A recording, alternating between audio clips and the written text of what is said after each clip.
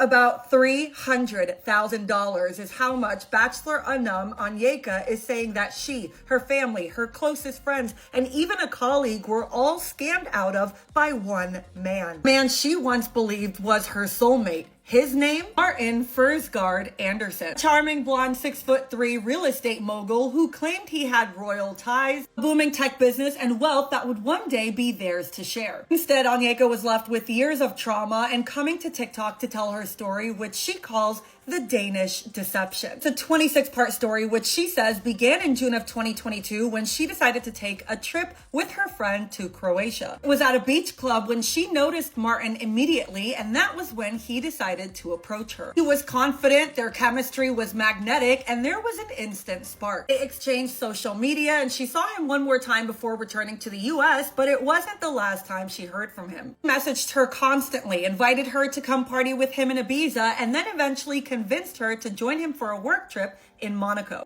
After a month of talking over the phone, she agreed and he flew her out, paid for the hotel and her flight. In Monaco, he was everything he had promised, charismatic, adored, and effortlessly networking in real estate circles. After that, he whisked her to Saint-Tropez, paid for a $2,000 a night hotel, and offered to buy her whatever she wanted. She said she never wanted him to think that she was only there for his money, so she didn't let him buy her all these extravagant gifts. Instead, she opted for a $200 sunglasses. She fell hard for the first time in her life, telling him over a loud dinner that she was in love with him. 2 nights later, she collapses in a restaurant on the way to the bathroom and is eventually taken to the hospital, to which at that point he tells her he's falling in love with her too. Back home, the romance intensifies. He meets her friends, her family, and he fits right in. He flies to see her often, and then money requests begin. There are so many details to this story, but at some point he convinces her that he's buying properties, his money is tied up, that the IRS has a hold on not only his personal, but his business account.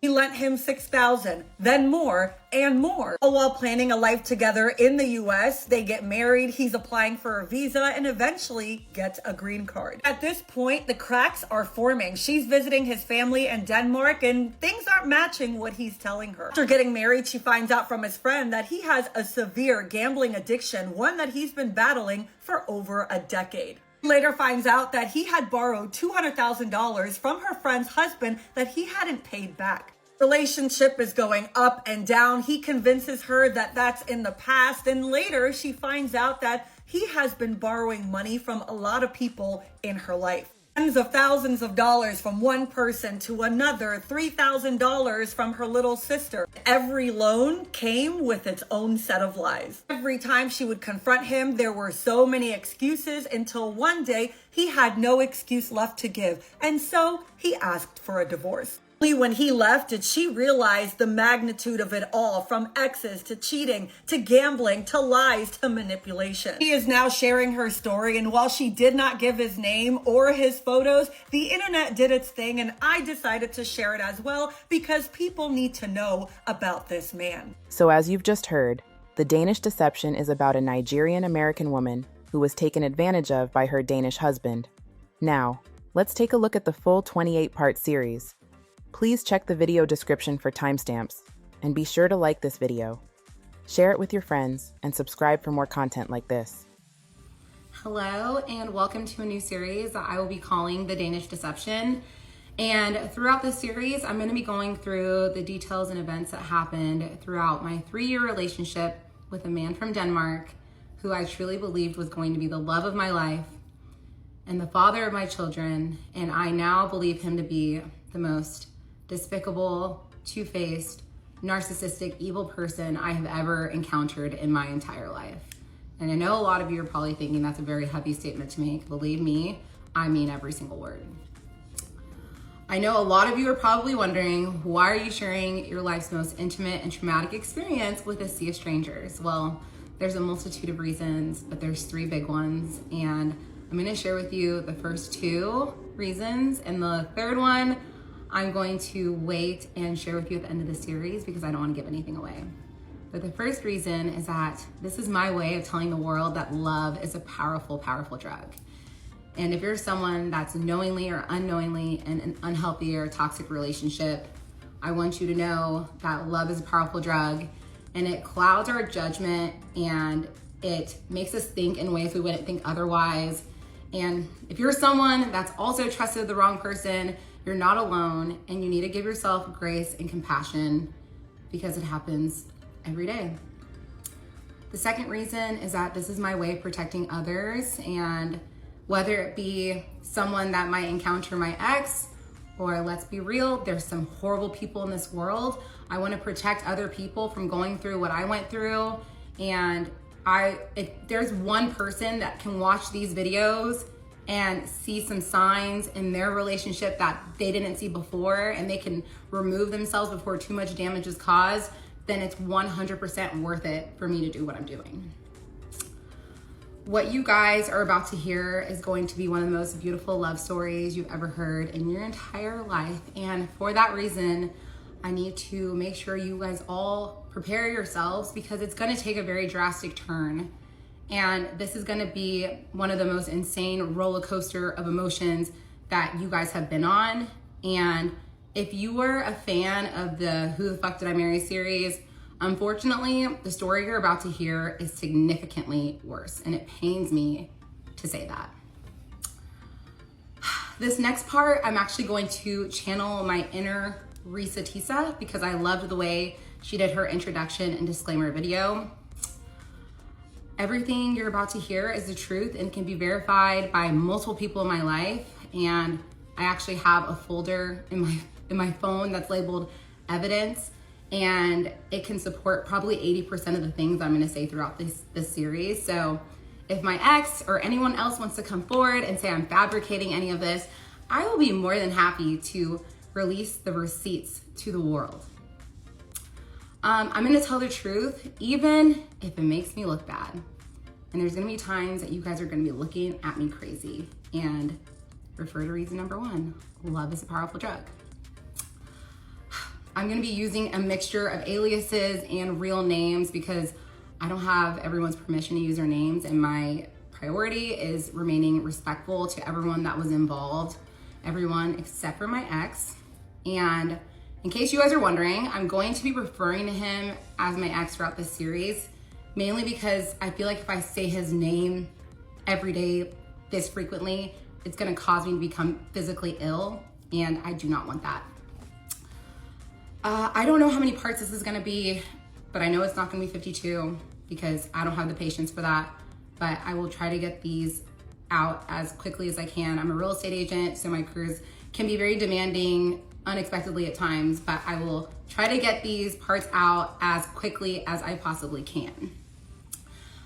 I come from a beautiful, strong Nigerian family that was built on deep respect and unbreakable support. And we have never experienced trauma at this magnitude. So this situation completely rocked us to our core, but I truly believe that we will come out of this stronger than ever. And I just wanted to take a moment to just thank my friends and family for giving me the courage and the strength to be able to come forward and share my story, because I feel so much love from the people around me, and I wouldn't be able to do this without them. And I really just wanted to end this video with a message directly to my ex. And frankly, I don't think he's gonna be watching this because he's a coward. But in the event that he is, this message is for you. You have lived a life where you've hurt so many people and you've created damage in the lives of many, and no one has ever truly held you accountable for your actions. I was silent for a very long time, and that silence only benefited you and it never benefited me. And I'm sharing my story for my healing, for my strength, and for my growth. And you might not believe this, but this is not about revenge. This is about protecting others and reclaiming my power, because I survived a story that I never asked to be a part of. And I'm gonna tell it with honesty, intention, and power, because my voice will no longer be minimized. So you guys, welcome to the Danish Deception, and it's time to get this thing started. So let's head on over to part 1. The Danish Deception, part 1. Okay, so it all started in June of 2022. I was in a place in my life where I was working 2 jobs. I was working like a dog, and I knew I needed a break. So I reached out to my friend, Sarah, who was living in Germany at the time with her husband. And I said, let's take a trip. Let's go somewhere in Europe. And she was so down, and we were trying to decide where we wanted to go. And we decided to go to Hvar, Croatia, because we wanted somewhere that was like a cute local town that was by the water, but it wouldn't be as crazy busy as other places in Europe.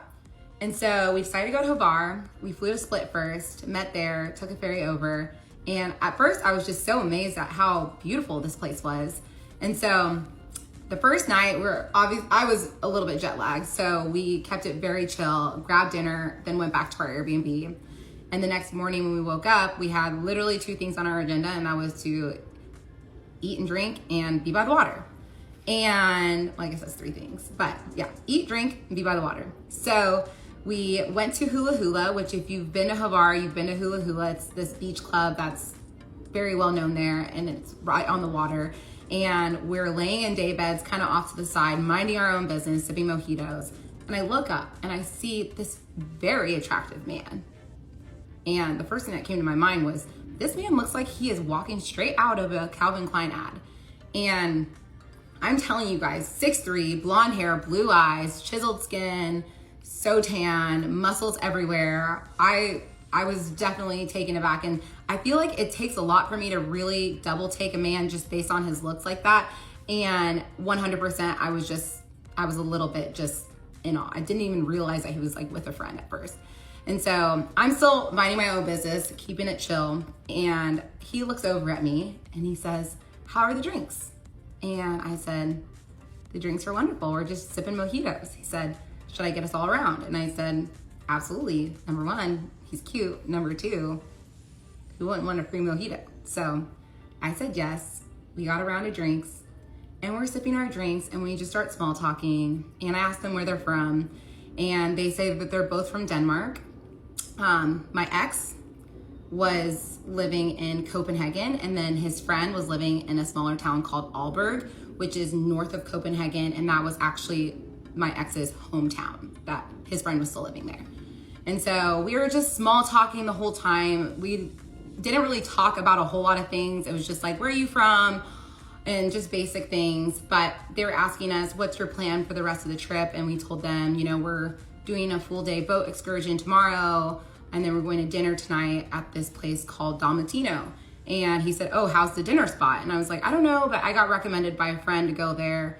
And he was like, okay, well, maybe we'll meet up with you guys again later. And I said, sure. So we're getting a little bit tired, so we decided that it's time for us to leave. And so as we're leaving, I decide to make a bold move and just ask him for his Instagram.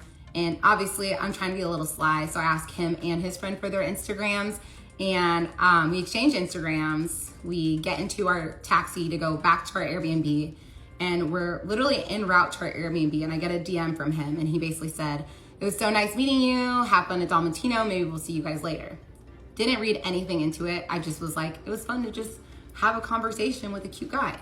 And so we go back to our Airbnb, we get dressed, we get ready for dinner, and we're like on our way to dinner, and he is like messaging me about the restaurant and asking us details about it. I didn't think anything of it. But we sit down, we're having dinner, we have a spectacular dinner, and we're finishing off the evening with our desserts, AKA espresso martinis. And I'm sipping my drink, and I look up and I see him and his friend at the restaurant. And they walk up over to us, and I'm like, oh, hey. He's like, yeah, they're a little booked up, but they said they can seat us in 20 minutes. I was like, oh, cool. Well, we're about to be done, but we'll go grab a drink. Maybe we can meet up later. And he said, okay, sounds good. So it was kind of awkward timing because we were finishing up dinner while they hadn't even been sat yet. And so we went to a bar across the street, and we were grabbing drinks, and I just I hit a wall, and I was like, okay, now I need to go to sleep. And I was super jet lagged. And so I sent him a DM just basically saying, hey, we are so tired. We have a full boat excursion tomorrow. I don't think we're gonna stay out much later. And he was like, that's totally fine. And so the next day we wake up, we get on the boat, and I start obviously posting all my cute photos, remember I took a photo driving the boat, and like we were just, you know, having fun. And I was like looking at my Instagram story, and I see he's like hearting every single story, and like he's responded to a couple of them.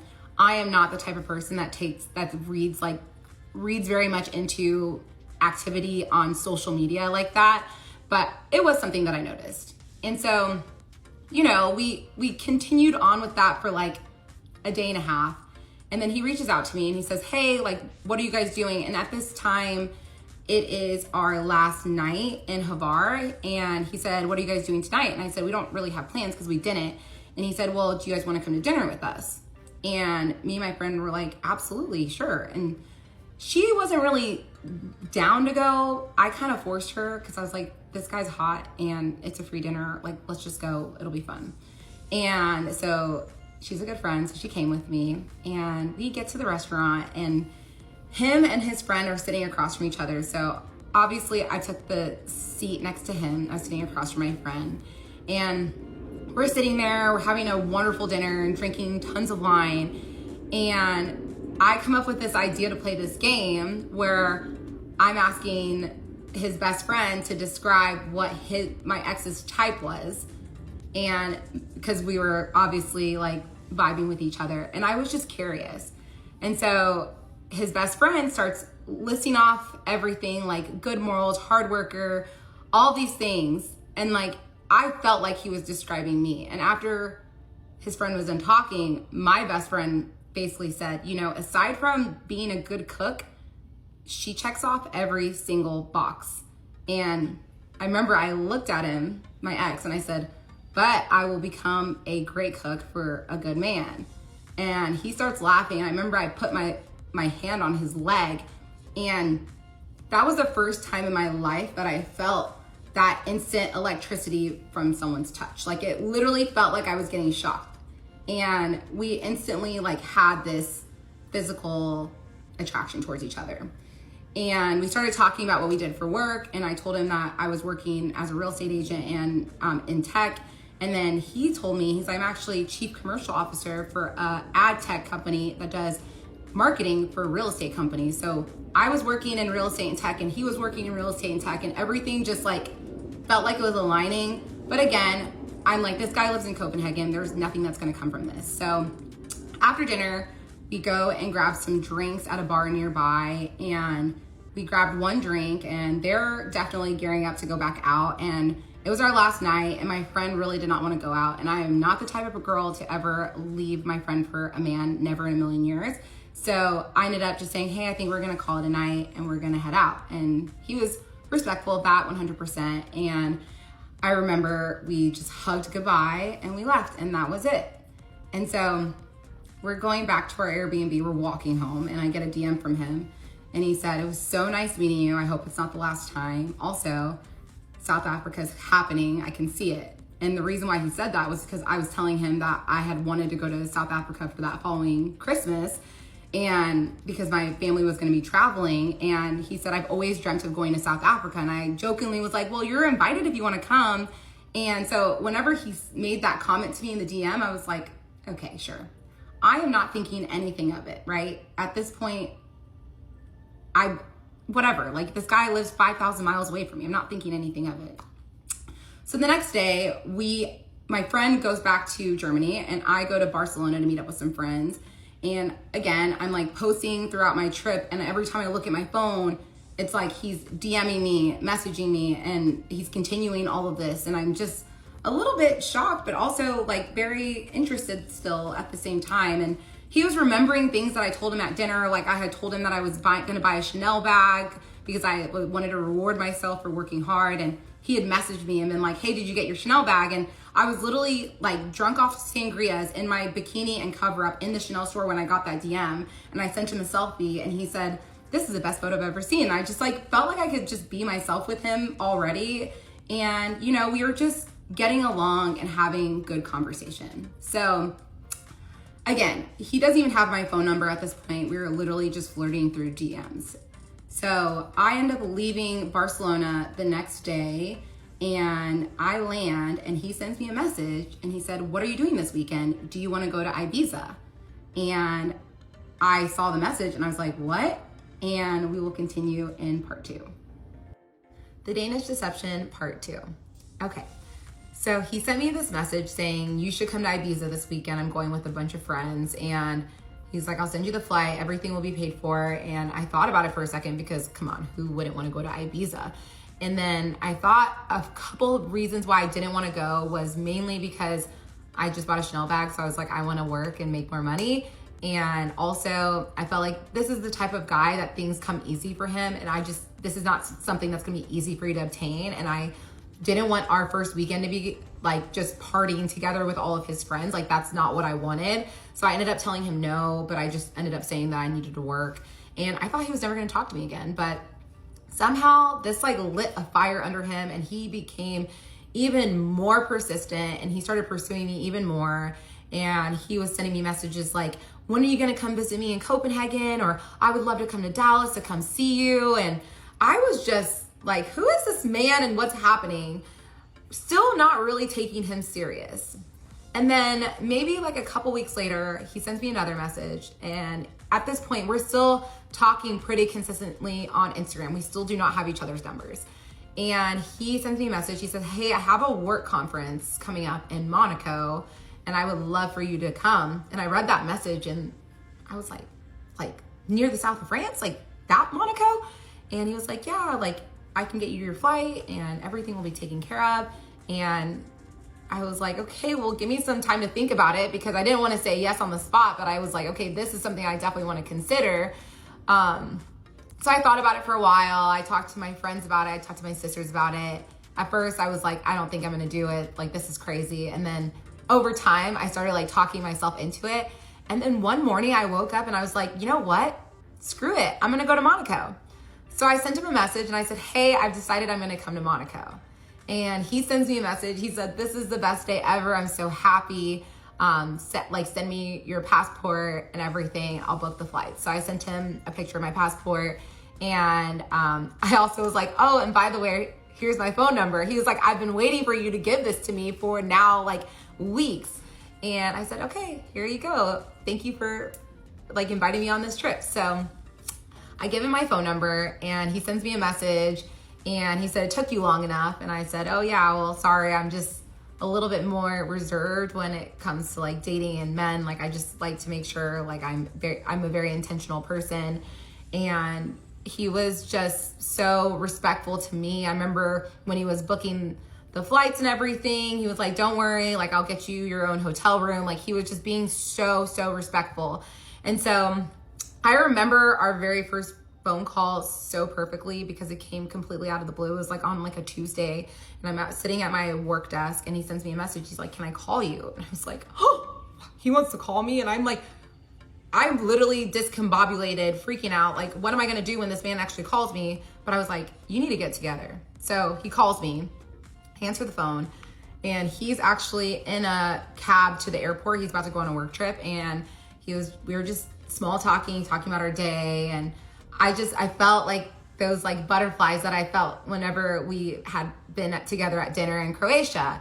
And I remember getting off the phone with him and I was just sitting there like cheesing, like, which I don't ever do. And I was just, this guy is special. And he sent me a message and he was like, you are so cute. Like, I love talking to you. And I said, I love talking to you too. And so basically from that moment on, we just started talking on the phone all the time, like for 1 hour, 2 hours a day. We started talking about a lot of things, about a lot of different aspects of our lives. He was telling me that, he was living in Copenhagen. He was living in this condo. Obviously, he knew that I lived in Dallas. And then we started talking about past relationships. And I told him, I was very honest. I said, I actually haven't had like a truly serious relationship before. I have always been a very independent person, but I do want to meet someone. I do want to like get married and have kids, but I don't feel like that pressure to like force it. Like, I have such a great example with my parents, and I really want to have like an amazing love in this lifetime. And so I'm going to take my time to find that.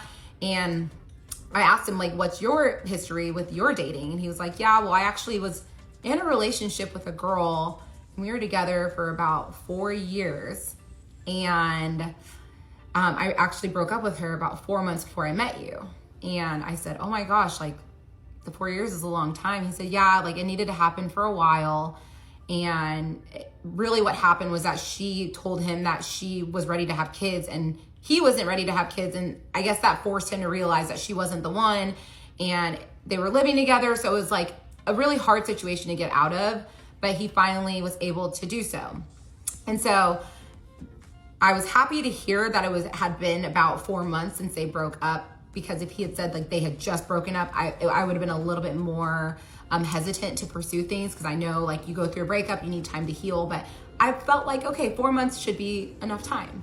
And then we started talking about like our families a little bit too. I told him I'm super close with my family. He said I'm really close with my mom and my little sister. I do have an older sister that I don't talk to, and basically something happened and she was like being like physically abusive, verbally, physically abusive towards his mom. And he decided to cut her out of his life because she's crazy. And I said, listen, I get that. That makes sense. Like you should not have her in your life.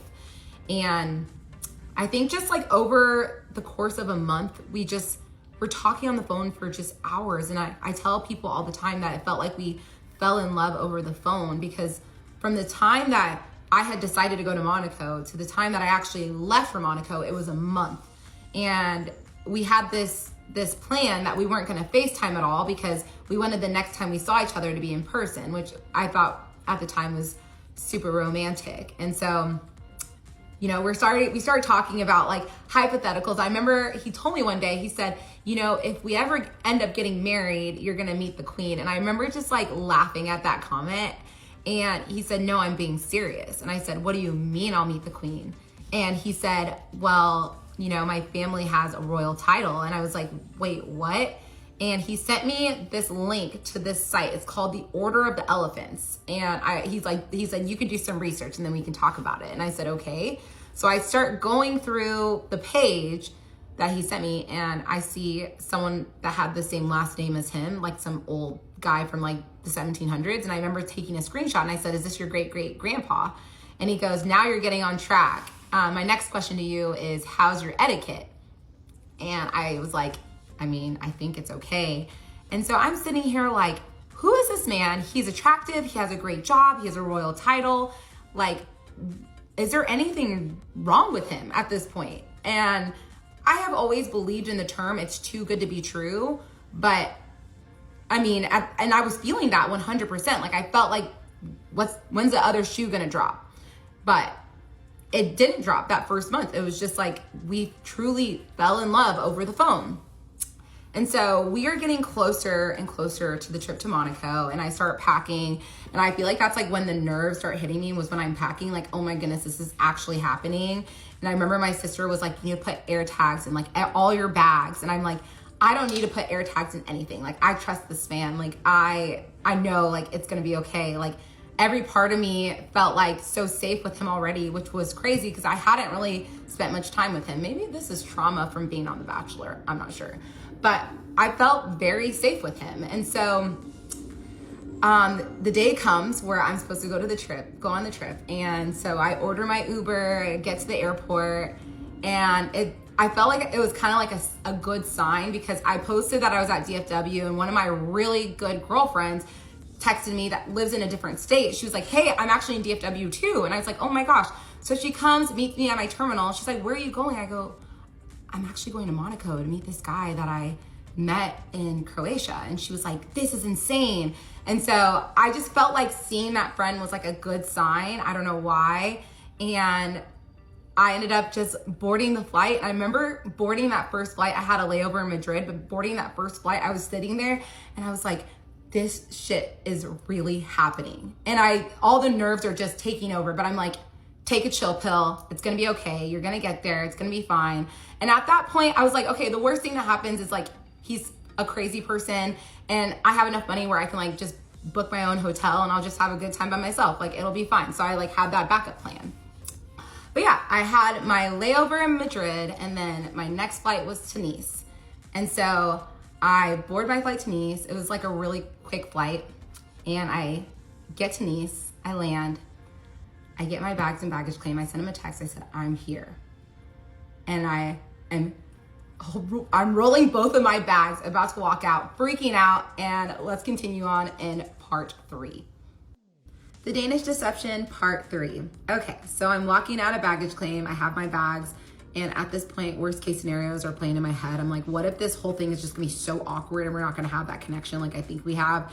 But I also told myself, you're gonna have to figure it out, and let's just do this. So I walk out of baggage claim, and I'm scanning the scene, and I see him, and everything in me feels peace and joy, and I just make a beeline to him. Like, it's one of those, like, I'm walking, but like low-key I'm running, and I finally get to him. He hugs me, but like he picks me off the ground, and he's hugging me, and I'm hugging him back, and then he puts me down, he looks at me, he goes, "Hi, Bambi," and that was a nickname he used to call me, and I was like, "Hi," and we just proceed to make out in the Nice airport for 2 straight minutes.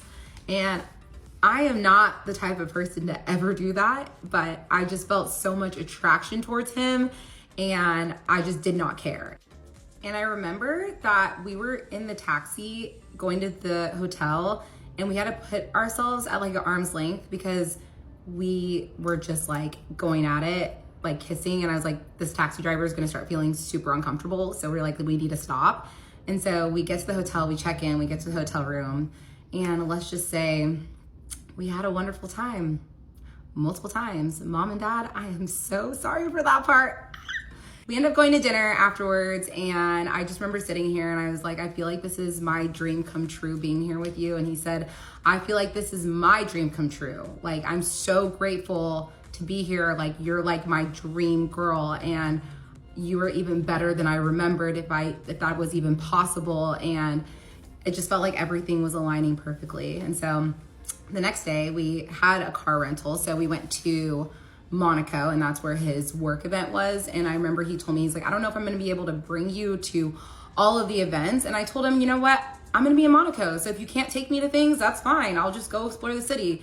And I remember we get there, and he had like a kickoff event, like first things first when we arrived. And so I wasn't invited. I also didn't really want to go. So he went to that, and I was just like exploring Monaco.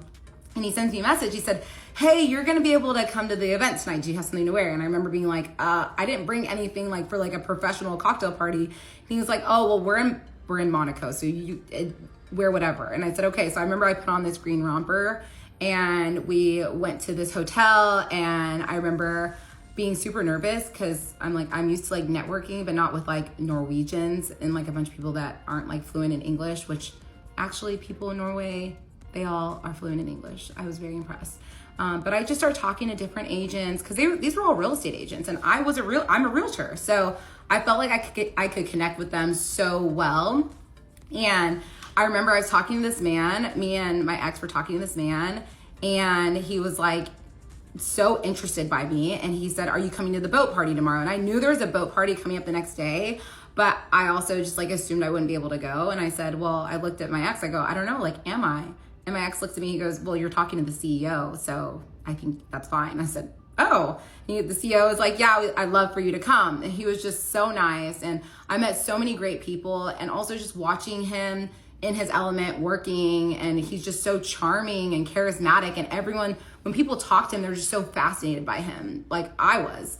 And so we had a great night, and then the next day was a boat party, and I remember I was just hanging out on the boat, again, just watching him go talk to all these big customers, and I didn't understand a word he was saying, but I just felt like he just looked like he was super smart. And later on that night, I remember they had another event, and I wasn't invited to that event, which is fine, but I came and met up with him afterwards, and we got drinks. And the next day we decided to head to Saint-Tropez. And I remember we get to the hotel in Saint-Tropez. This hotel is so nice. I've stayed in 5-star hotels before, but like I've never stayed in like 5-star hotels that are like a full suite with like private pool. And I like looked up the room, and it was like 1,500 to like 2,000 euros a night. And I'm like absolutely not used to this. And I remember telling him that, because I'm not the type of person to like walk into something like this and be like, oh yeah, like I'm used to this stuff. I'm not gonna be fake. So I told him like, I am not used to staying in hotels like this, or like especially specifically suites like this. And he was like, well, you know, while we're together, I want you to know, like, I want to give you the world. And I was like, thank you so much. Like, I feel so grateful. And I remember telling him that in that moment. And later on that night, we go to L'Opera and we're having a wonderful time, drinking great wine, having good food.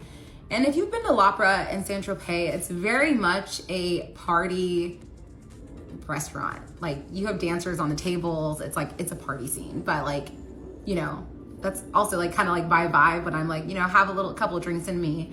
And we're sitting at dinner and he's talking to me about his mom and talking about how he's so protective over her and how much he loves her and how he like would do anything for her. And I remember just like looking at him and just being like, this is like everything I want in a man.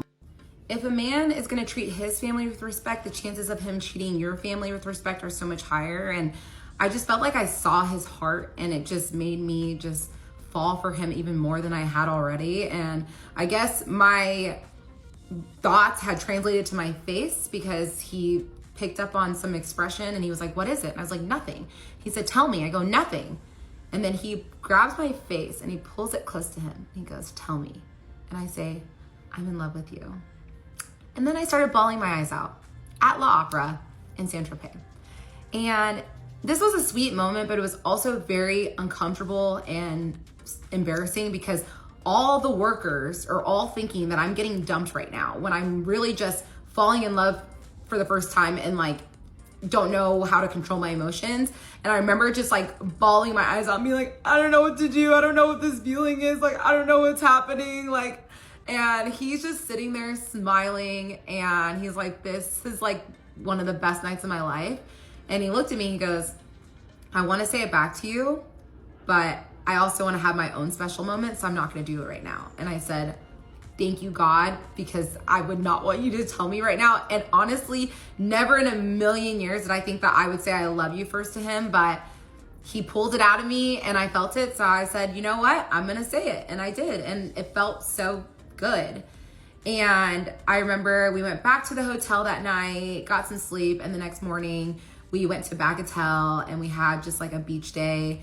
And I used to tell everyone that this was the best day of my life because we spent the whole day just swimming and laughing and eating and having such a great time. And I just thought to myself, like, I could do this forever. And like, I also thought to myself, like, I don't care if we're on a couch in Dallas, Texas. Like, I just want to be around him all the time. And so that night we go to dinner and I remember just asking him, what are the things that you think are important as we like enter into this relationship? And he told me, if you give me respect and loyalty, I will give you the world. And I told him I can do that. And then I told him, there's a few things you should know. Number one, your money is great, but it's the cherry on top of a great sundae. You could lose it all tomorrow and I would not go anywhere. Like, the money is just like this little added benefit, but I love you for you. I'm here for who you are as a person, not the money. Also, cheating is 100% a deal breaker for me. I just feel like I always need to like put that out there. I don't care if we've been married for 15 years with 4 kids, I will leave. I will not put up with cheating. And also, my family is my world. I'm a warrior for my family and friends. And please don't ever put me in a position where I have to choose, because like I love my family so much, and that would be a situation that would cause me so much pain, and I just would never want to be in that position. He said, I understand completely, and I love that about you. So we set those ground rules, and the next day we go to Cannes. And I remember that first day in Cannes, we're having a great time. We went to the beach for a little bit, and then we decided we're gonna go shopping. And he tells me, you can pick out whatever you want to buy, you can get it. So we're going to like Cartier, we're going to Chanel, we go to Dior. I see this yellow bag I fall in love with, but I felt so uncomfortable because I don't want this man to think that I'm with him for his money. And I didn't want him to feel like I was using him. So I remember just being like, oh, it's okay. Like, I love this purse, but I was like, it's just okay.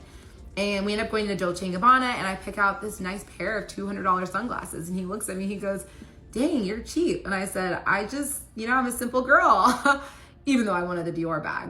But I wanted him to know that I was there for the right reasons. Oh my gosh, bachelor trauma is still kicking in. And so later that night, we decided to go to dinner, and we're eating dinner, and I go to the bathroom, and I had myself a fall going to the bathroom, going up the stairs, and everything went black. And I will continue on the series in part 4. The Danish Deception, part 4. Okay, just to recap, we went to Monaco, then we went to Saint-Tropez, and we ended the trip in Cannes. And the very last night we had together, we were at dinner, and I'm walking to go to the bathroom, and I fall, and everything goes black.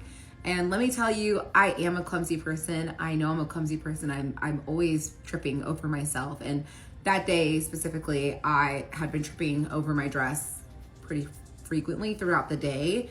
But I've never had like a serious accident before like this. And it was completely out of the blue. I was walking up the stairs, and I remember walking up the stairs, and the stairs in France are extremely narrow. If you've been, then you definitely would probably agree with me. And so I basically came to after falling, hitting my head, and I see these 3 men above me, and they're wearing like these bright turquoise polos. And I remember that they were the waiters. That was what they were wearing. And I remember just like coming awake and being like, what the fuck is happening? But no one was speaking any English. They're all like screaming in French, freaking out. And so I pass out again, then I come to again, and finally I'm able to say, someone go get my boyfriend. And then I pass out again, then I come to again, and then my ex is sitting next to me. And I see him, and I'm like, what is going on? He's like, I don't know what happened. I think you fell. And I'm like, I don't remember anything. I don't know what happened. And he looked at me, he goes, do you have a history with epilepsy? I'm like, epilepsy? No, I don't have any history with that. I was like, why? He said, because you've been having seizures for the past 10 minutes. And I was like, seizures? I have never, ever had a seizure in my life. So this was shocking news, but I also wasn't like all the way there. So I was just so confused at what was happening. And I remember touching my head, and then I looked at my hand, and there was so much blood. And then I like started looking around, and everything felt wet. And I was like, oh my gosh, I was going to the bathroom.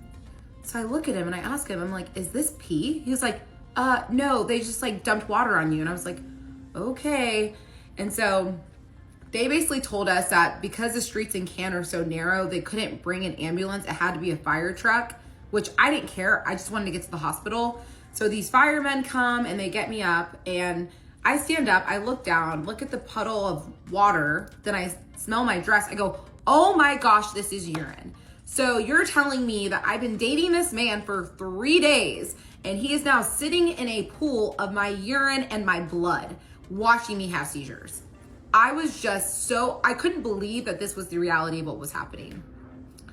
I get into the truck, and they take us to the hospital, and I'm still freaking out at this point because I literally don't know if I have like a severe brain bleed or what's going on. And they take us into the waiting room, and they're about to take us back. And I remember the nurse said that my ex couldn't go back with me because they still had super strict restrictions from COVID. So he had to wait in the waiting room. And I remember just freaking out because no one is speaking English at this point. And I don't know what to do. I'm so terrified. I feel so alone. And I remember just looking at him, and he could just see the fear in my eyes. And I'm like, I don't know what to do. He's like, just stay calm. I was like, okay. And he ends up leaning into me before they tell him that it's time to go. And he tells me, before you go, I just wanted to tell you that I love you. And I just remember being like, really? Here of all places? He was like, yeah, I wanted to tell you. And I said, I was so grateful to hear it from him, but also I was like, are you only telling me this because you think I'm about to die? And so a lot of things were going through my head, and I ended up going back, getting a CT scan. They ended up saying, hey, everything's good. You just have a severe concussion, hence why I had seizures. And they're like, you're gonna have to get 4 stitches in your eyebrow. You guys can kind of see the scar. I'm wearing makeup, so you can't really tell. So after I get my stitches, I go back out to the waiting room, and I see my ex, and I automatically just feel this sense of protection and safety because he made me feel so calm, and I was just so grateful to him. And if you watched the Who the Fuck Did I Marry series, I truly believe that this whole experience was the equivalent to Risa Tisa's tire blowout before she met her ex-husband. And God was telling me to run far away from this man. My bad on misinterpreting this message. And I just thought that this was God's way of telling me that this man's gonna keep me safe. And clearly, that wasn't the case. But we leave the hospital and we go back to the hotel. And obviously I couldn't sleep because I had a severe concussion. So we just stayed up talking all night. And the next day I went to go get all my prescriptions, and then we went to the airport, and it was a really, really tough goodbye because I was just so sad to say goodbye to him. And he had already booked a flight to come visit me in Dallas in 10 days. He booked it before I even went to Monaco because he told me he was so sure of me and of us. And so I knew I was gonna see him in a little bit over a week, but it just wasn't enough. And I just wanted to be with him 24/7. But I said my goodbyes to him, and I was like, you know what? It's gonna be okay. I'm gonna see him soon. Hopped on the plane and went back to Dallas. And it was really difficult to come home for multiple reasons. The biggest reason was that I had to tell my parents that not only did I have this crazy accident, but I also am in love with this man that lives in Denmark. And that's just not a easy conversation to have with the Nigerian parents. And if you know Nigerian parents, or if you have Nigerian parents, you can already assume how this unfolded. Obviously, they support me and they love me and they're wonderful parents, but they were also scared and like, what are you telling me right now? But I dropped the ball, and over time, like, they were so supportive of me and my decisions. I will say the bigger challenge was healing from the head injury because I was just doing crazy ass shit. Like, I remember I got into the shower with my socks on, and I ran out the door with my bonnet on, chasing Smokey through the streets because I thought he ran away, even though he was inside the house. And to this day, I still think I have lingering effects because I'll add all these filler words, and like what I want to say in my head, I think it, but I can't figure out the words sometimes. And it's very frustrating at times, and you will notice it throughout the series, and it's not something I used to do, but overall, I'm fine. My brain's fine. So obviously, we're talking on the phone every single day because, you know, we're in a relationship, and he calls me and he says, hey, I'm considering offering on this apartment complex in Copenhagen. And we had talked about his real estate investments back in the south of France. He had told me that he owned 3 apartments in Copenhagen, 2 of which were rented out, one of which he was occupying as his personal residence. And this apartment complex he was interested in had 34 units, and then there was a top floor that was unfinished, and it could be converted to 10 penthouses. And he said it's fully rented out. It would be such a great investment. The cash flow is great. The only thing is that it's going to take up a lot of my cash liquidity, and also like stocks and crypto and everything. And obviously I'm going to be traveling to the States, and I want to be mindful of like finances. That's why I like want to bring it up to you. So what do you think? And I said, well, at this point, we had been dating for like a couple weeks, so I didn't feel like I was in a place where I could insert my opinion. So I told him, like, whatever you think, I'll support you. And I also didn't know jack shit about real estate investments in Copenhagen. And also, I had just gone to the south of France with him. That whole entire trip, I had spent 15 euros the entire trip. I tried to pay for stuff. He would not take a dime from me. So at this point, I like almost am like searching for a way to prove to him that I'm not with him for his money. So I told him, I go, if I need to, you know, take on some more of like the financial responsibilities in this relationship, I'm more than happy to do so because this is a partnership and you're there for me when I need you, and I'm going to be there for you when you need me. And he said, you know, I appreciate you saying that, but I don't think it's going to come to that, but thank you for saying that. I said, of course. So he offers on it, and his offer wins apparently by like 1,000 euros. And he decides he's going to move forward with this property maybe a couple days before he came to visit me in Dallas. And I was fully supportive of him buying this property 100% because he's a successful businessman. And if he thinks this is a smart move, then I trust him. And also the money was a whole separate other thing. I didn't care. All I cared about was being with him. So he's coming to Dallas, and I'm getting excited, not just because he's coming to see me, but this is a trip where he's going to start to meet my people, and it's getting real. And so I remember he was flying into Dallas. It's the middle of September. And I made this sign. It said, "Welcome to Dallas, my Danish man." And I'm waiting outside baggage claim, waiting for him to get through customs. And I'm holding this sign super high, waiting for him to come through. And I will continue the rest in part 5. Danish deception, part 5.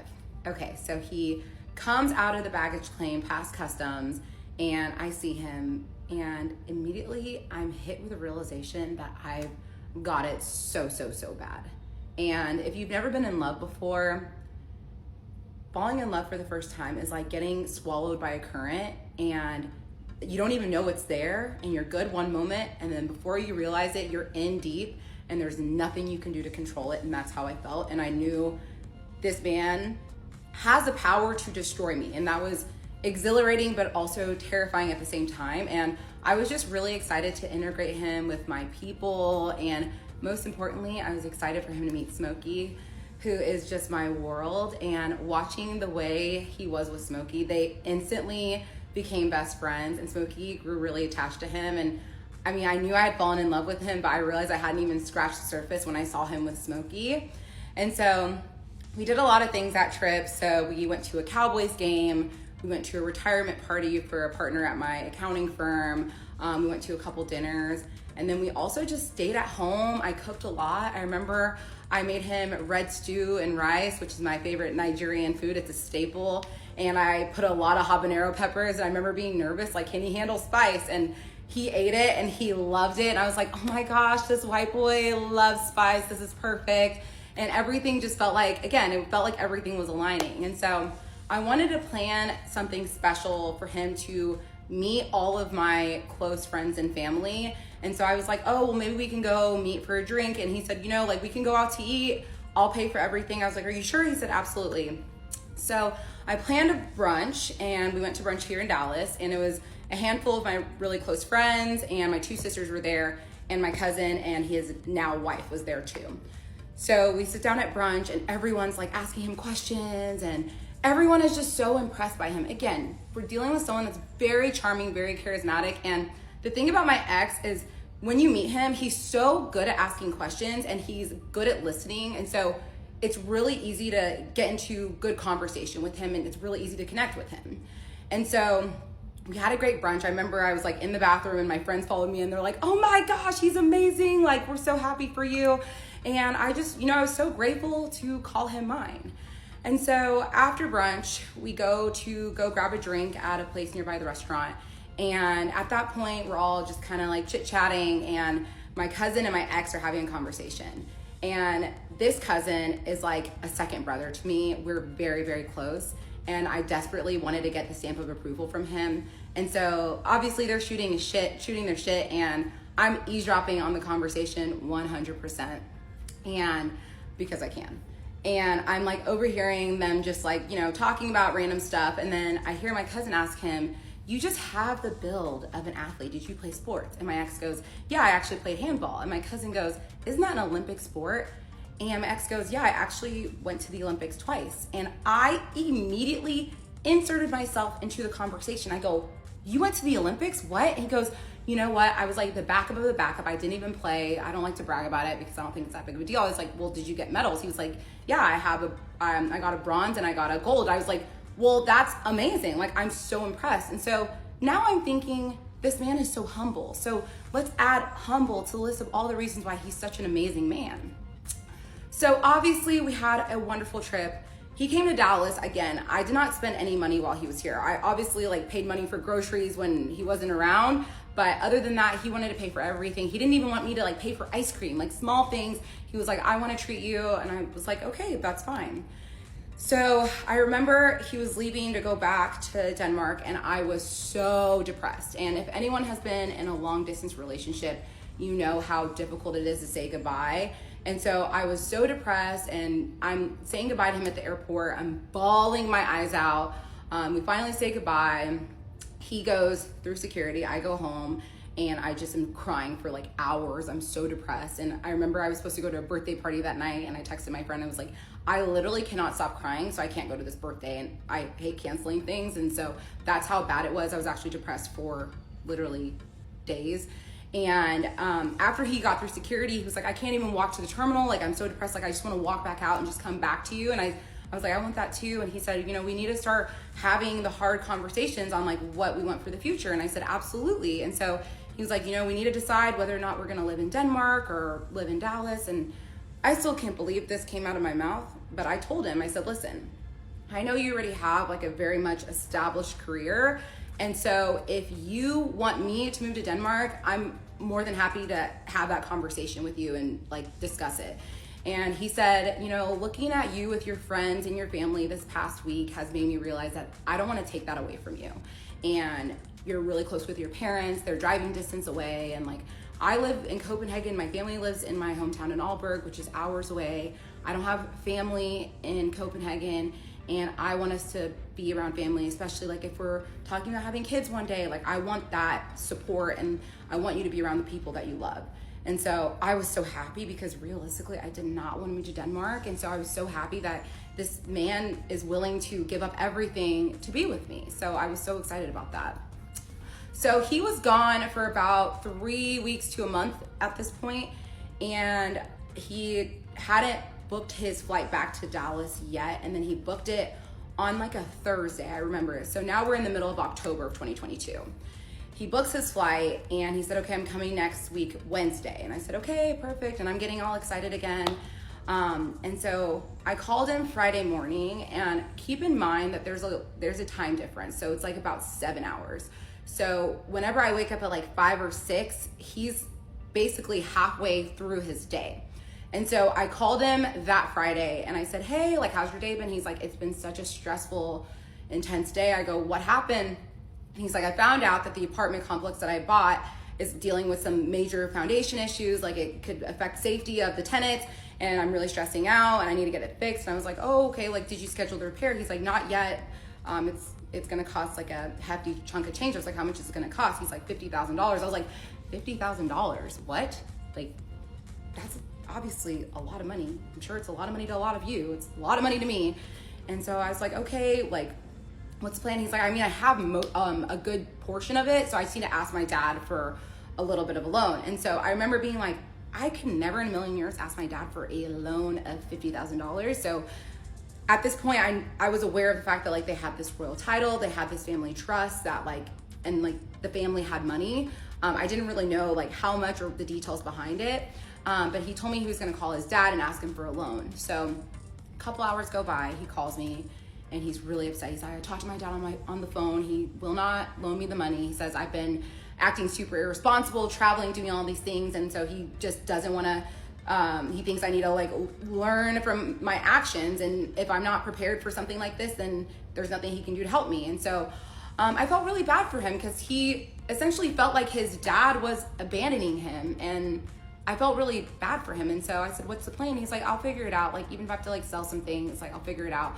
And I was like, okay, well, keep me updated, like whatever you need. And so a couple days go by and he's communicating that he's still stressed out about coming up with this money. And so I said, you know what? Like, I can loan you the money. And so at this point, I had paid off my student loans, paid off my car, bought a house. Like, had a decent savings. I was in a really, really good financial position. And so I wanted to help him, especially because like this man has like treated me so well and done so much for me. And I truly felt like we were in a partnership, especially like when you're talking about the future with someone. And so I told him, like, let me loan it to you. He goes, I would never in a million years borrow money for you. And I was like, it's okay. Like, I don't mind helping. He's like, that's like not even a discussion I want to have. And I said, okay, that's fine.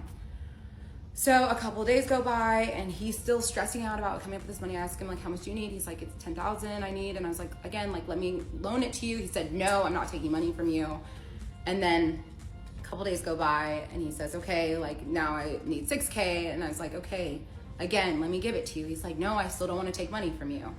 And then basically like 2 days before he's supposed to come to Dallas, he tells me, he says, just letting you know, I'm not be able to come to Dallas because I need to figure out this issue. And at this point I start freaking out, because I'm like, no, like, I 100% like want you to come still. Just let me loan you the money so that you'll be fine and we can, you know, be happy and be together. And so after some thinking, he was like, okay, fine, I will borrow the money from you, but you have to promise me that this will be the only time and that you're 100% comfortable with giving me this money.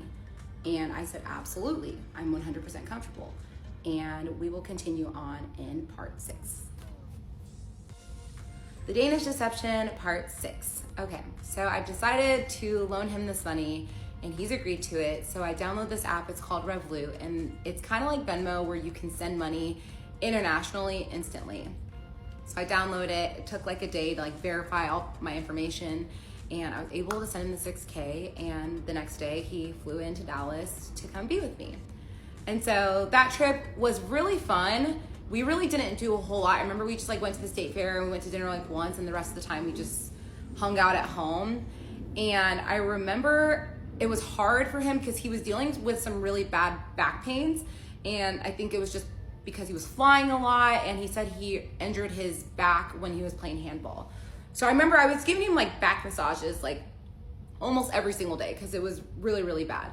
And so this trip was very, very short. He was only there for a week, but I would say this was a very special trip for us because this was like the first time that he actually started making friends, like through me. And I started watching him start to make guy friends. And so this was when I got even more excited because I felt like we were really starting to, build a life here in Dallas together. So he leaves, obviously, again, I'm depressed again. And at this point, I know he's definitely planning on coming to Dallas for Thanksgiving to meet my parents. But I didn't know when he was planning on flying back. And so basically he's gone, and I feel like the second he leaves, like everything just kind of like starts to like fall apart for him. And so for starters, his back pain was getting like much, much worse. He's complaining about it every single day. Like he would text me in the middle of the night being like, it hurts so bad. Like, and I felt terrible because I wanted to help him, but there was nothing I could do because I'm living 5,000 miles away. On top of that, his uncle, who was really sick with cancer, had passed away, and he told me the funeral was gonna be the next week. And I remember telling him, I will fly to Denmark if I need to, if you want me to be there for you. And he's like, no, it's fine. Like I can handle it. It's okay. And so basically that happened. And then I remember I went to Charlotte to go visit one of my girlfriends who had just had a baby.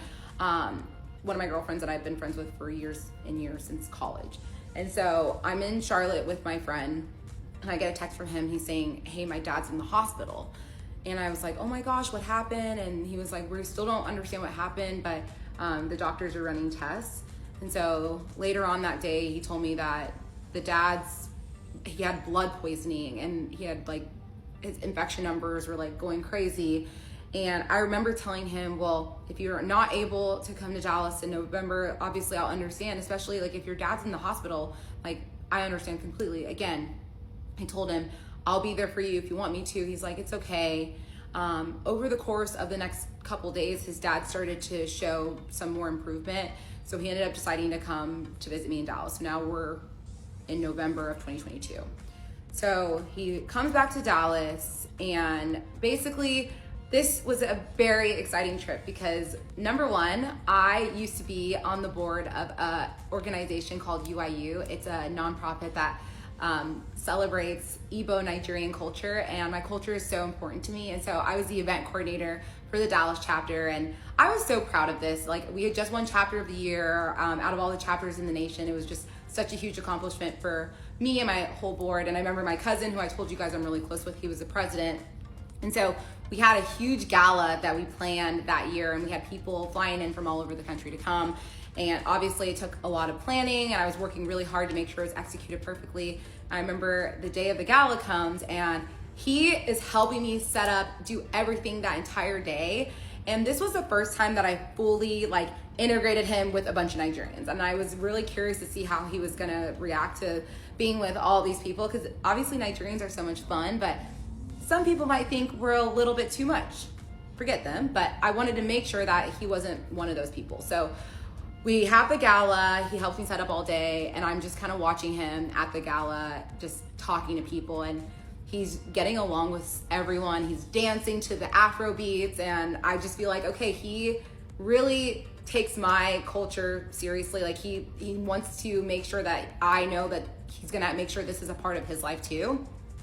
And I remember just being really happy about that. And so after the gala was done, it was a couple days and my parents came to visit me in Dallas for Thanksgiving. And so I remember he went to go stay at a hotel because my parents, obviously, they're Nigerian, very traditional. We wanted to be respectful. So he went and stayed at a hotel and my parents came to visit, and he was here when my parents got in town. And I'm telling you, my parents fell in love with him immediately. And I think watching him with my dad it just warmed my heart because they just instantly connected. And my dad, like everyone else, was very fascinated by him. And I remember the following day we went to African market with my parents. It was just me, my ex, and my parents. And he's talking to my parents about the Olympics, and they're asking him all these questions. And he was like, yeah, like the gold medal I gave to my mom, she has it. And then the bronze medal, I actually donated it to charity. And I'm just like, this guy is just so freaking amazing. And so we had an amazing Thanksgiving. It was his first Thanksgiving in the States. And my grandmother had recently just passed away. And this is my dad's mom. It was really, really sad. And he was talking to us about the plans for the burial. And so he said, we're gonna do the burial in May. It's gonna be in the village in Nigeria. And he looks at my dad and he says, I'll be there. And I remember looking at him like, I don't think you really understand what you're agreeing to. And he said, I don't care. I'm gonna be there. I'm like, we're talking about the village in Nigeria. We're not just talking about like a big city where you can get a little bit of culture shock, where you like, or go back to your hotel. And no, we're talking about being in the village. And he said, I don't care, I'm gonna be there. And so that was when I realized like this man really takes my culture seriously. He wants to be there for me. He wants to be there for my family. And that meant so much to me. And so at the end of the trip, I told him, I said, this week has showed me that I know that I want to spend my life with you, and I'm just thank you for being the man that you are. And he said, I want to spend my life with you, and I'm gonna let you know, like, I already know that I want to marry you someday, like, and I don't want you to ever doubt that. And so he asked me, he's like, I have a question, like, do you have an idea of what ring you would want? And I was like, I mean, I have some ideas, but I have not thought about it really extensively. And so he said, what are your thoughts on us going ring shopping? And keep in mind, at this point, we've been dating for like 4 months, 3-4 months. And so I was like, okay, let's do it. So we found a jeweler, we went and we tried on some rings. I remember I'm trying on lab grown and natural, and I'm like looking at the price differences, and I'm like, I am not allowing you to buy me a natural stone because that number is just crazy. I'd rather us spend money investing, doing other things. And he said, well, let me look into it because I kind of do want to get you natural. And I was like, no, we're getting a lab grown. And I remember, like, if you've, gone ring shopping, the price difference is like astronomical.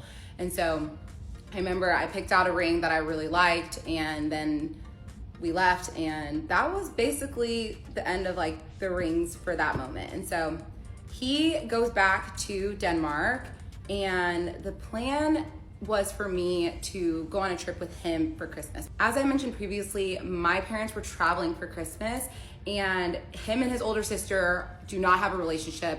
Like, they can't be in intimate settings together, so they alternate Christmases. Like, he had last Christmas, so this Christmas was her Christmas. So we already had planned to spend Christmas together. And so originally we were talking about going to South Africa, like I mentioned before, and then we started looking at flights, and he was like, it's a long trip, I only want to fly business, and they were like $12,000 round trip. And he's like, well, maybe we can make it work. I was like, we are not spending that much on flights to South Africa, that's not happening. And so I started looking at other flights, and then we talked about maybe going to Brazil, and then he tells me, okay, make an itinerary and look at hotels and flights and everything and send it to me, and I'll book it. We're gonna go to Brazil. I said, okay, sounds good. So I wake up one day, I said, hey, did you book the travel? And he was like, no, I haven't, but there's something I need to talk to you about. I go, what's up? He goes, so I talked to a doctor because my back has gotten really, really bad, and it turns out I have 2 herniated discs, and I'm gonna need to get surgery. And I said, okay, like, that's fine. And he said, I'm gonna have to get surgery December 21st. And I said, oh wow, okay, well, that's fine. We don't need to go on a trip. I'll just come to Denmark and I'll help you recover and everything. And he said, actually, no, I don't want you to come. to Denmark. I want you to be there, but I don't want that to be the first time you meet my parents, and they definitely want to be there. And at this point, I'm like, what do you mean? I'm your girlfriend and we're talking about a future. Why would I not be there when you're getting a major surgery? And I will continue on in part 7. Okay, Danish deception, part 7. So he tells me that he needs to get a back surgery and he does not want me to come to Denmark because he wants me to meet his parents with him there because there's a serious language barrier, and he wants to make sure that I can communicate with them through him. And he's like, I don't want you to be using Google Translate to talk to them the first time you meet them. And yeah, and at first I was really upset because I felt like he wasn't treating me like I was his family. And I remember having a conversation to my mom about it because I was really frustrated. And she asked me, she said, do you think his parents know about you? And I remember I got really defensive because I told her, in what world would his parents not know about me? And I told him, you know, I really want to be there. I was still kind of like pushing on him for like the full day. And I remember like that was like one of our first like little fights. At this point, we had not fight at all. Like we have not had a single fight in the last 4 months because it's December of 2022. And so I told him, I said, listen, I really want to be there for you. And he was like, honestly, I don't want to like fight about this anymore. Like, let's just put this to rest. And I remember being frustrated because I also didn't have plans for Christmas because my family was going to be traveling, and I had planned to spend Christmas with him. So I remember I reached out to my best friend, Natalie. I was talking to her about the situation, and she said, why don't you fly to New York, spend a couple days with me, and then we'll go spend Christmas in Boston with my family. And I said, okay, like we can do that. And so I brought up the option to my ex. He said, I think that's a great idea. I obviously don't want you to spend Christmas by yourself. And so I said, okay, that works. And I'm obviously extremely sad because at this point I hadn't seen him in weeks, and now I don't know when I'm going to see him again because he's getting this surgery on December 21st. So I made plans, booked my flight to New York, and a couple days before I leave, he told me, you know, maybe what we can do is you can come to Denmark maybe a couple days after my back surgery because the doctors say that I need to be up walking a couple days afterwards, and I think it's just my mom that's gonna come. So what we can do is you can come meet my mom and we can go see like the Christmas lights, and at that point I'll be able to translate and everything. And so I said that's fine. So I was like, I'll fly to New York, go to Boston, spend Christmas with my friend Natalie, and then I'll also have like an extra bag packed for like things to wear in Copenhagen, and just make sure I'm prepared to figure out what the plan is whenever he tells me. And so I think we had decided that it was December like 26th or 27th that I was gonna go to Copenhagen and then spend like a week there. So I go to New York, have a great couple days with my friend Natalie, and then on like the second day I'm in New York, I get a message from him, and he said, oh my goodness, my dad's back in the hospital. And I'm like, oh my goodness, I'm so sorry to hear that. He's like, his infection numbers are bad again, his blood poisoning again, and he ended up getting diagnosed with leukemia. And I just, you know, I wanted to be there for him. And I said, you know, like, do you want me to come? Like, I want to be there for you. Like, I don't want you to feel like you have to navigate through these things without having like your partner there to support you. And he said, right now, I just need to like focus on my family, and I'm grateful for you to be here, but I also don't want you to meet my dad for the first time in a hospital bed. And I'm obviously frustrated because I really want to be there for him, but I also don't want to be too pushy because I'm like, this is your family, your dad's in the hospital. I don't want to put too much on him. And so we made the decision that I was just going to be kind of like on standby, which was fine because I was with my best friend Natalie, and I love her so much. And so I was having honestly a wonderful time with her and her family. And so we had left New York, went to Boston. Obviously, I'm still in constant communication with him, trying to figure out what's happening. And he sends me a message. I think it's on December 23rd. He sends me a message and he says, I'm so angry. I just got into a fight with my sister. And maybe like 5 minutes later, he gives me a call and I'm like, what happened?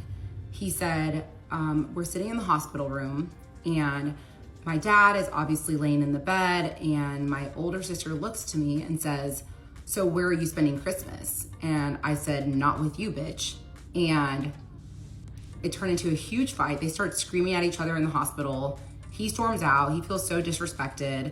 His mom's upset. His little sister's upset because, like, you know, they're already spending some of their holidays in the hospital, and like now like they have all this tension in the family. And so I remember just being like so confused as to like why his sister is like this awful person. Like, why is she treating you like this, especially at a time when your dad is not doing okay?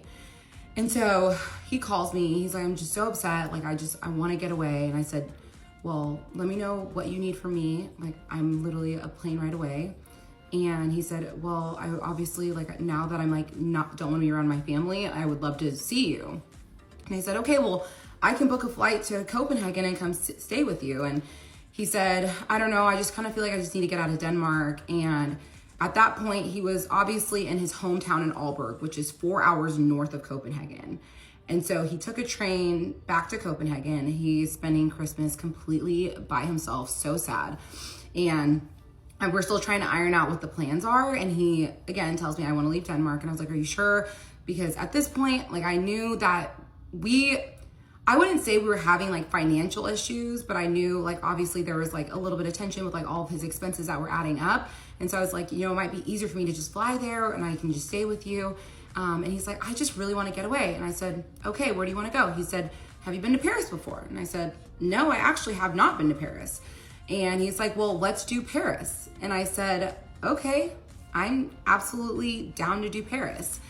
And so I look at flights. I book a flight from Boston to Paris, the layover in Iceland, and I leave on the 26th and I get to Paris on the 27th and I see him. He meets me at the airport. We arranged our flights to make sure we landed around the same time. And something I need to add is before I had gone to Paris, he had told me that he had made a transfer from his business account to his personal account. And obviously in the States, when you make a transfer like that, it's just like a click of a button. Like I have a business account, it's a click of a button.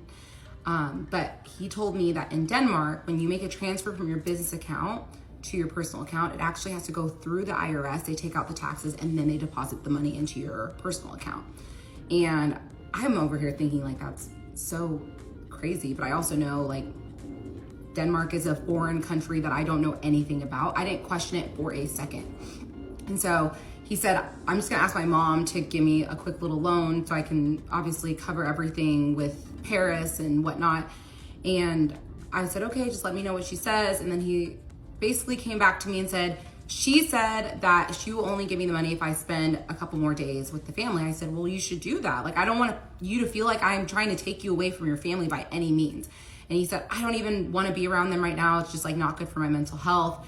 And then I said, okay, well, what do you need from me? I said, I can cover like the flights and the hotels. It's not that big of a deal. And at that point we had been on 2 trips together, or no, we'd only been on 1 trip together to the south of France. And then Paris was going to be our second trip. The rest of the times he had now visited me in Dallas 3 times. And so I told him, I said, I can pay for the flights and the hotels. It's not that big of a deal. He said, are you sure? I said, yeah, of course. He's like, I just don't know what I would do without you. Like, I just feel like I keep hitting these roadblocks and you are there to pick up the pieces every single time. And I'm so grateful for that. And I said, I'll always be there to support you. So now we can go back to landing in Paris. We meet at the airport and he told me, he's like, letting you know I'm not in the best mood. I've been just like really upset. And I said, I am here to make you happy. So we land in Paris, we see each other, we're so happy.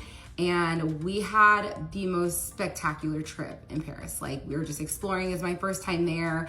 And it was, obviously I paid for a lot of that trip and he paid for a little bit of the trip too. So we both kind of paid.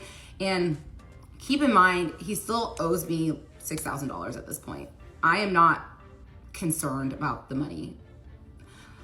I don't know why I should have been concerned. I should have been noticing these red flags like, bro, like, where's my money? But again, this is someone that I am planning on marrying, and money at this point, like, money comes and goes, and I wasn't focused on that. I was just focused on us.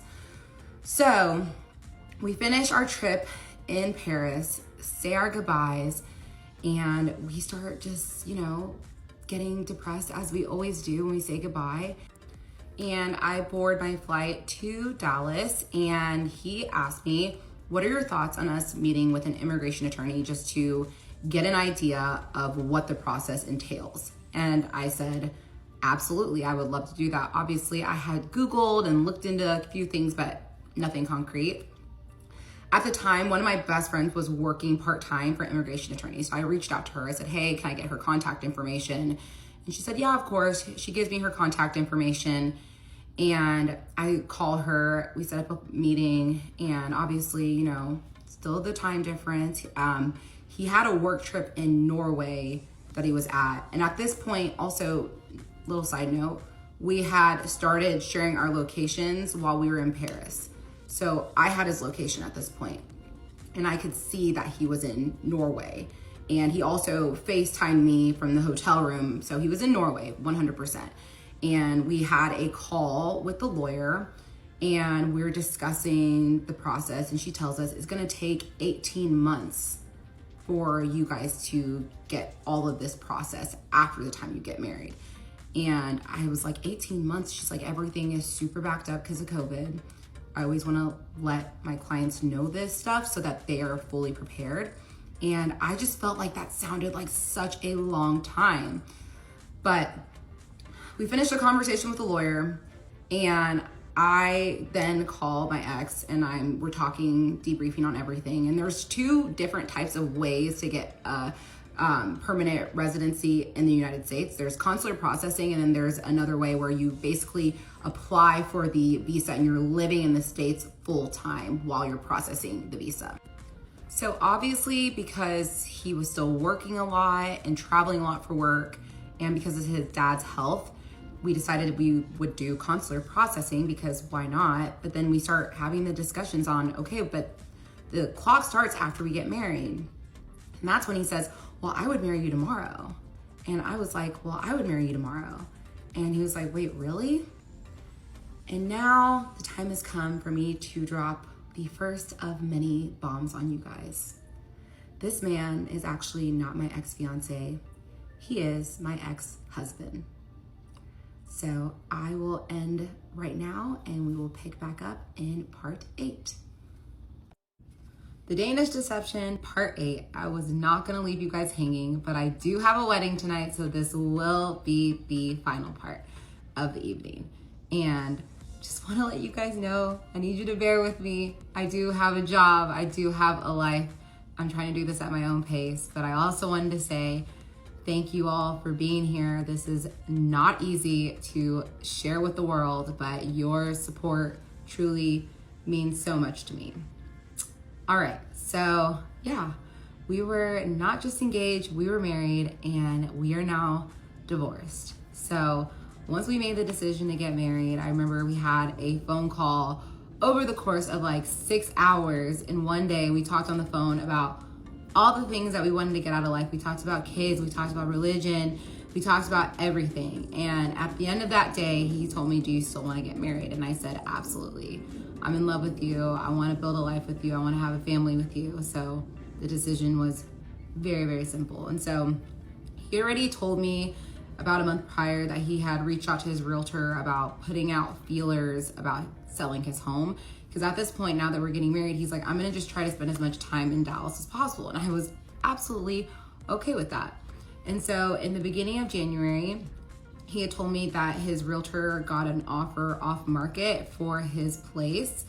And I was like, that's great. And he was like, I'm gonna probably take a loss. So, I mean, I'm just trying to get as much as my down payment back. And I was like, how much are you gonna end up getting back? He said, probably around $500,000. I was like, well, that's, you know, a good solid base for us to have. And I was more than okay with that. Keep in mind, he still does owe me money at this point. So they end up going under contract. The plan is for the house to sell by the end of January. And everything seemed like it was going smooth. And then one day, he calls me and he tells me that he's had the worst day ever. And I'm like, oh, now what? He's frantic. He's like, there's a fire in the control room, the electrical control room at the apartment complex that he bought. And he's just like, I don't know what to do. He's like, there's no power. Like, no one has power. He's like, I just paid this guy $2,000 to bring generators to power up the whole entire apartment. I have an electrician coming. And he's like freaking out. And he basically used all of his money he had to put towards like the generators and paying the electrician for as much work as they could do. And I was like, okay, like what now? And he was like, I need help. At this point, he has now asked me for help. He said, can you send me $5,000? And I said, yeah, of course, I can help you. Again, love is a powerful drug. I hate myself. I hate this. I hate that I was so willing to help him, and it is what it is. But I sent him the $5,000. He tells me that his insurance is gonna cover it. He's gonna be able to pay me back. And also, like, I'm mindful of the fact that his house is supposed to close at the end of the month. And so a week go by and we start talking about plans for the wedding. And so at first we wanted to go to Vegas, and then we looked into it, and Denmark does not recognize wedding marriages that are done in Vegas, because you can get the marriage certificate and get married in the same day. Same thing with Colorado. Shout out to Denmark. I love that rule.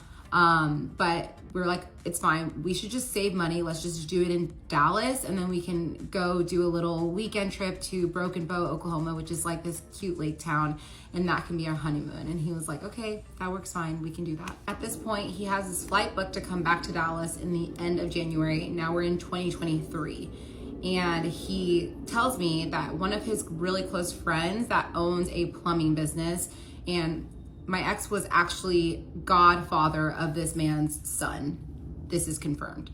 And he came to him and said that his partner in his business is like doing some like shady stuff. He's like scared that he's gonna get like implicated. He wants my ex to buy out his partner, and he's asking him for a loan of $250,000. And I'm like, wow, that's a lot of money. And this time he asked me, and you know, we're about to get married, so now I feel like I can insert my opinion about the situation. So I asked him, I'm like, is this just a handout, or is this gonna be a good investment? And he was like, well, I think it's gonna be a really good investment. Like, he has a bunch of ideas of how to expand the business.